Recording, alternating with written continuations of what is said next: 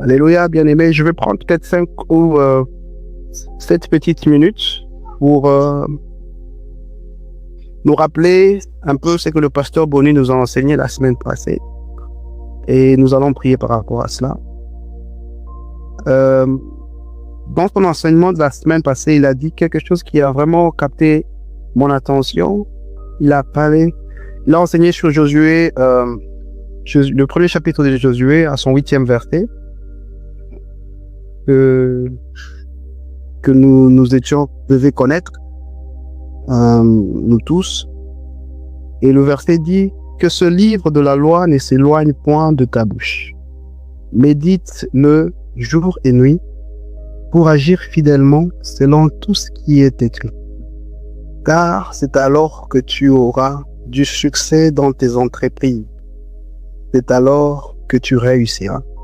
Le pasteur nous a parlé de la méditation de la parole de Dieu. Et moi, quand j'étais en train de lire, je me suis posé 2 questions. La première question que je me suis posée, c'était celle de savoir, quand Dieu a dit à Josué, ce livre, il parlait de quoi? Il parlait de quel livre? Et la réponse que j'ai trouvée, c'est que Josué, étant le successeur de Moïse, il a succédé à Moïse juste après sa mort. Donc le livre de loi, ici, ce sont les livres écrits par Moïse. Ce que nous appelons Pentateuque ou encore la Torah pour les Juifs. Alors, à quoi ce livre-là consiste-t-il réellement? Ce livre sont constitués des histoires, des relations entre Dieu et son peuple qui est Israël. Il est aussi constitué de commandements et de lois de Moïse, lesquels commandements et lois conditionnent l'accomplissement des promesses de Dieu à Israël, son peuple. Ça, c'est très important. Et ce sont ces livres que Dieu demande à ce que Josué sur lesquels Josué devrait méditer.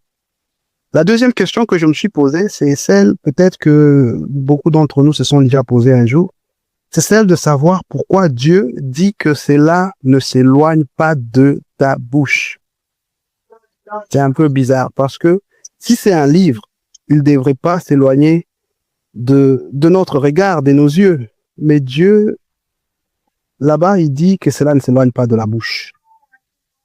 Alors, je ne vais pas m'attarder sur l'essence de méditer parce que le pasteur Bonny l'a déjà fait, mais je voulais juste exhorter. Ça sera très court, une petite exhortation. On va prier par rapport à ça. Bien aimé, que dans la méditation continuelle qu'on construit notre relation avec Dieu. C'est dans la méditation qu'on apprend à connaître réellement Dieu. Il n'y a pas un autre moyen de connaître le Dieu que nous prions que la Bible, car c'est à travers la Bible que Dieu s'est révélé à la création. La plus grande révélation de Dieu, c'est Jésus-Christ lui-même, notre Seigneur. La parole qui s'est faite chair. Le Dieu invisible qui s'est rendu visible à travers son Fils Jésus-Christ. Oui, ça c'est la plus grande révélation. Et ça c'est la Bible.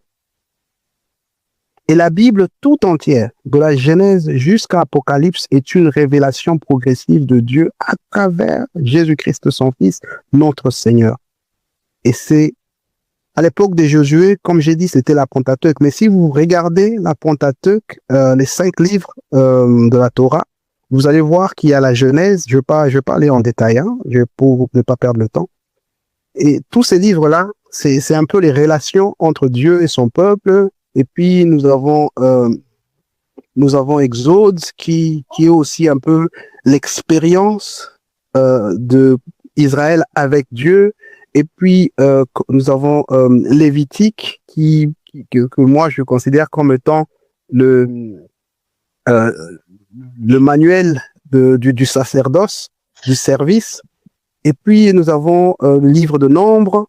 Et quand on regarde, et puis Deutéronome, qui est un peu la réplique encore de la loi, aujourd'hui, c'est exactement la même chose. Donc, quand Dieu dit à Josué de méditer sur ce livre, c'est la même chose qu'aujourd'hui, on peut nous demander de méditer sur la parole de Dieu. Et quels sont les bénéfices maintenant de cette méditation? Parce que il est important de savoir, on nous a expliqué c'était quoi méditer, comment méditer, mais quels en sont les bénéfices? Et c'est sur ça que j'étais en train de réfléchir pendant que j'étais en train de lire cette parole.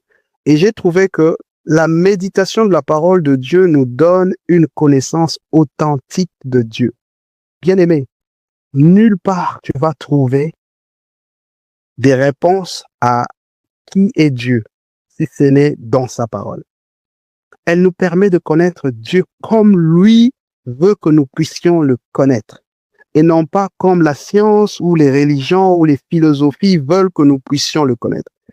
La Bible, c'est le seul endroit où Dieu se révèle à l'homme. Il montre à l'homme ce que l'homme doit connaître de lui. C'est vrai que Dieu est le même hier, aujourd'hui et éternellement, mais en même temps, il se révèle à nous selon le temps, les lieux et les circonstances, bien-aimés.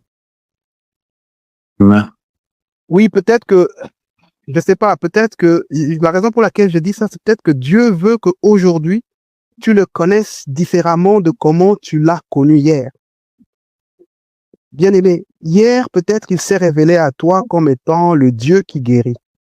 Et aujourd'hui, il veut se révéler à toi comme étant le Dieu qui pourvoit. Parce qu'aujourd'hui, il sait, il connaît tes besoins. Il sait que tu as un problème de provision. Et il veut venir envers toi en tant que ce Dieu qui pourvoit. Et la méditation de la Bible, c'est le seul outil, c'est la seule chose. La parole de Dieu, c'est la seule qui peut te dire en temps réel. C'est que Dieu veut que tu puisses connaître de lui. Voilà pourquoi on demande à ce qu'on puisse la méditer nuit et jour. La deuxième chose que la méditation nous donne, c'est une connaissance profonde de Dieu. Proverbe 25:2 nous dit que la gloire de Dieu, c'est de cacher les choses. La gloire des rois, c'est de sonder les choses. Oui, Dieu trouve sa gloire dans les choses cachées. Deutéronome, lui, viendra insister en disant, les choses cachées sont à l'Éternel, notre Dieu. Les choses révélées sont à nous, à nos enfants, à perpétuité. On ne peut pas aller dans la profondeur si on commence par être sur la surface. Bien-aimé, avant d'aller dans la profondeur, il faut d'abord être sur la surface. Qu'est-ce que je veux dire par là? C'est que il faut d'abord accepter qu'on est ignorant devant Dieu pour que Dieu puisse nous enseigner tout de lui. Si on va devant lui, sachant que nous connaissons tout, nous sommes en train de faire une barrière à la connaissance qu'il veut nous transmettre sur lui. Donc, il est vraiment important quand tu fais la méditation, essaye de la faire sans ton intelligence. Ne te crois pas intelligent. Ce n'est pas de la science, ce n'est pas de la philosophie, c'est la religion. Dans la méditation, c'est là que tu trouves le réma de Dieu. C'est là qu'il y a la révélation. Et cette révélation, elle est au-delà des intelligences. C'est une folie pour certaines personnes. Amen. Et il n'y a que ceux qui ont un cœur disposé pour apprendre dans la méditation, qui peuvent trouver des réponses aux questions, qui peuvent avoir des révélations de la personne de Dieu à travers la méditation. J'ai énuméré, j'ai trouvé trois étapes pour qui déterminent un peu notre démarche vers la profondeur des choses, vers la profondeur de Dieu. Et cette étape, ça commence par l'ignorance d'abord. Et puis, il y a l'information qui est le logos. Et puis, la troisième étape qui est la révélation. Donc, il faut d'abord accepter qu'on est ignorant, qu'on lit la parole de Dieu comme étant le logos, et à travers ça, le Saint-Esprit va nous donner le réma. Et c'est ça même la clé de la méditation. Si tu vas dans la méditation, croyant que tu connais, tu ne vas rien apprendre. Alors, il y a un verset avec lequel j'aimerais terminer, qui est 2 Corinthiens 3:18, qui dit « Nous tous, qui le visage découvert, contemplant comme dans un miroir la gloire du Seigneur, nous sommes transformés en la même image de gloire en gloire, comme par le Seigneur, l'Esprit. » Ce verset est un verset vraiment puissant qui résume un peu tout. Et ça résume un peu ce que nous allons faire bientôt. Parce que ici, dans ce verset, on nous dit que nous sommes dans ce temps-là où le voile est tombé, où nous avons accès à la gloire de Dieu. Nous pouvons maintenant contempler la gloire de Dieu. Ici, le mot contempler peut être substitué par le mot méditer. Nous pouvons méditer sur la gloire de Dieu. Et le bénéfice que nous trouvons, c'est que il y a un effet miroir à cela, parce que quand tu médites sur la gloire de Dieu, non seulement tu sais voir qui est Dieu, tu sais comprendre qui est Dieu, tu sais découvrir toutes les facettes de Dieu, mais la contemplation, la méditation de la parole de Dieu te révèle aussi qui tu es, parce que c'est un effet miroir. Ça te révèle qui tu es. C'est en méditant que tu comprends que tu es un enfant de Dieu. C'est en méditant que tu comprends que tu as un pouvoir sur le monde. C'est en méditant que tu comprends que tu es un fils de roi, tu es un roi et tu es appelé à régner. C'est en méditant que tu comprendras que tu es un sacrificateur et qu'il y a le poids et il y a le besoin du monde qui sont sur toi et c'est de ton devoir de prier pour le monde. Toutes ces choses, c'est dans la méditation que tu les trouves. C'est en méditant que tu grandis. C'est en méditant que tu es transformé. Parce que plus tu connais Dieu, plus grand tu grandis en tant que chrétien. Bien-aimé, la raison pour laquelle je voulais qu'on puisse partager ceci, c'est parce que je voulais vous introduire dans l'adoration. Et ne peut adorer que celui qui a une relation avec le Père. Ne peut adorer que celui qui connaît le Père. Bien-aimé, le monde avait besoin de connaître qui était le Créateur. Et pour qu'il puisse se révéler, la meilleure façon de chose, c'était d'envoyer son Fils Jésus-Christ, qui est venu lui-même en physique. Quand on demandait à Jésus, montre-nous le Père, ça nous suffira. Jésus a dit, vous voulez voir le Père pendant que je suis avec vous ici? Une façon de dire que quand vous m'avez vu, moi, vous avez vu le Père. Rappelez-vous, j'ai dit que Jésus-Christ, c'était le Dieu invisible qui s'est rendu visible. Et l'adoration, bien-aimé, ton adoration sera parfaite. Ton adoration sera agréée par Dieu si tu le connais. Et il n'y a pas moyen de le connaître si tu ne passes pas du temps dans la méditation avec lui. Tu peux pas adorer un Dieu que tu ne connais pas. Si tu le connais un tout petit peu, tu vas l'adorer un tout petit peu. Or, nous devons être des amoureux de la Bible. Nous devons lire régulièrement notre Bible. Parce que plus nous lisons cette Bible, plus nous devenons puissants. Plus nous prenons conscience des armes que nous avons. Plus nous prenons conscience de combien devant nous le diable n'a pas de pouvoir. Plus nous lisons la Bible, plus nous comprenons que le Dieu que nous servons est un Dieu puissant, est un Dieu grand. Et plus nous lisons la Bible, plus notre adoration devient facile. Parce que l'adoration, bien aimé, ce n'est pas juste des paroles, des belles paroles. Mais l'adoration, c'est un style de vie. Et ce style de vie, pour l'avoir, il faut méditer. Il faut méditer la parole de Dieu pour être dans ce style de vie qui est une adoration. Alors, je vous invite, bien aimé.